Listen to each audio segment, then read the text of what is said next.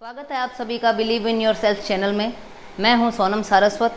दोस्तों, अभी तक आपने 6th और 7th स्टैंडर्ड के वीडियो देखे हैं। आज मैं आपके लिए गुजरात बोर्ड का 8th स्टैंडर्ड का वीडियो लेके आ रही हूं। फर्स्ट चैप्टर है arrival of Europeans in India, जो कि हिस्ट्री से है ये chapter.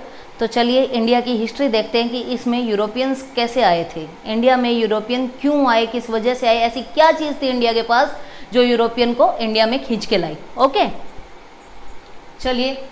Many years ago, our country was one of the leading countries in the world. जैसा कि हम जानते हैं भारत को सोने की चिड़िया कहा जाता था। तो ये क्या थी? सेंटर ऑफ अट्रैक्शन थी पूरे वर्ल्ड के लिए for trading purpose. Okay, then the people of various countries were being influenced by our culture and prosperity. और हमारा कल्चर और हमारी जो संपन्नता थी वो दूसरे देशों को खींच के लाई कहाँ? भारत देश में। अब उसके बाद हम बात करेंगे कि अरब ट्रेडर्स जो थे उन्होंने जो लैंड रूट था वो पूरी तरीके से क्या कर रखा था? कैप्चर कर रखा था।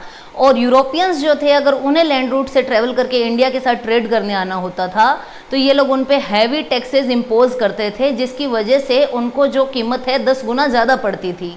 तो धीरे धीरे अरब ट्रेड रूट जो है बंद हो गया और अब ज़रूरत आ गई सी रूट के डिस्कवरी के लिए। ठीक है, तो सी रूट डिस्कवर करने के लिए इंडिया से, यूरोप से बहुत सारे जो सेलर्स थे उन्होंने ट्राई किया था अलग अलग कंट्रीज से। तो बहुत सारे ट्रूप्स आए थे जिन्होंने सी रूट डिस्कवरी के लिए कोशिश की थी। तो उसके बारे में हम अपने नेक्स्ट स्लाइड में देखते हैं। सो स्टूडेंट्स, हम क्या देख रहे थे कि इंडिया के लिए सी रूट जो है वो सर्च हो रहा था, डिस्कवर किया जा रहा था। क्यों किया जा रहा था? ऐसा क्या था इंडिया में, क्या डिमांड्स थी यूरोपियन कंट्रीज़ की जो उन्हें इंडिया के लिए अट्रैक्ट कर रही थी? तो हम देखते हैं कि इंडिया की कुछ कमोडिटीज़ थी जिनकी यूरोप में जो है बहुत हैवी डिमांड्स थी, जिनमें था silk, cotton clothes, muslin. Muslin क्या है? एक बहुत ही सॉफ्ट और बहुत ही थिन मटेरियल है कॉटन का, और इसकी बहुत ज़्यादा डिमांड थी। और इसके अलावा बैक पेपर और स्पाइसेस। स्पाइसेस की डिमांड इसलिए थी ताकि वो अपने फूड को प्रिजर्व कर सके काफ़ी लंबे टाइम तक। तो इस वजह से वो लोग क्या है इंडिया के लिए सी रूट डिस्कवर कर रहे थे और इन कमोडिटीज़ में वो ट्रेड करना चाहते थे, आगे उन्हें ले जाके यूरोप में बेचना चाहते थे। ओके, देन हम देखते हैं कि बहुत सारी कंट्रीज़ थी यूरोप की जिनमें होड़ लगी थी कि इंडिया के लिए सी रूट जो है पहले कौन डिस्कवर करता है। तो इसमें जो है पोर्टुगल जो है वो आगे निकले।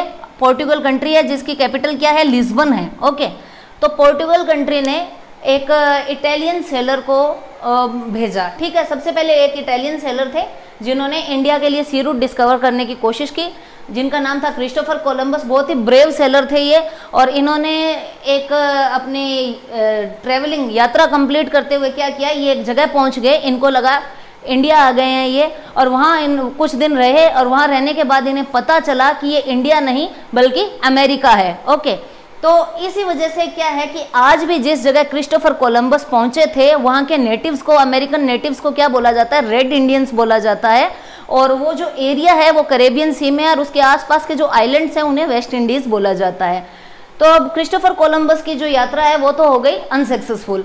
अब हम क्या देखेंगे कि कौन है जो इंडिया के लिए सी रूट डिस्कवर करेगा। तो उनका नाम है Vasco da gamma. Vasco da gamma second person है जो वापस निकलते हैं पोर्टुगीज गवर्नमेंट की तरफ से, और ये पहुंच जाते हैं इंडिया। कैसे? देखते हैं। Vasco da Gama Cape of Good Hope, ये जगह कहाँ है? साउथ अफ्रीका में है। तो वास्को डी गामा जो है पोर्टुगल से चलते हैं, वहां से चल के ये केप ऑफ गुड होप होते हुए डायरेक्ट इंडियन ओशियन क्रॉस करके, किसे क्रॉस करते हैं? इंडियन ओशियन को। इंडियन ओशियन क्रॉस करते हुए ये कालीकट पोर्ट पे पहुंचते हैं और इंडिया आ जाते हैं। कालीकट के किंग कौन होते हैं? किंग ज़ेमोरिन, जो इन्हें परमिशन दे देते हैं to trade with India. Okay, to trade from there area.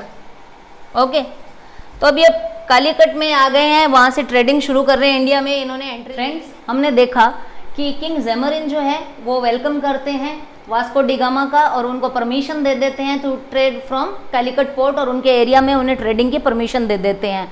अब क्या होता है कि 1500 में पोर्टुगीज जो होते हैं क्या करते हैं, फोर्ट बनाते हैं कालीकट में। कहाँ बनाते हैं, कालीकट में। और उसके कमांडर इन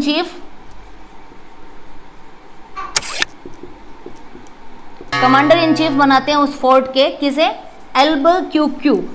ये थोड़ा प्रोनाउंसिएशन इसका टफ है। एल्बरक्यूक्यू जो है एक पोर्टुगीज कमांडर है, जिन्हें 1500 ईयर के अंदर, 1500 एडी के अंदर जो फोर्ट बनाते हैं पोर्टुगीज कालीकट में, उसका कमांडर इन चीफ बना दिया जाता है ताकि वो इस फोर्ट का ध्यान रखें। ओके, देन अब क्या होता है, लेटर एल्बरक्यूक्यू क्या करते हैं, 1506 तक आते आते गोवा कैप्चर कर लेते हैं।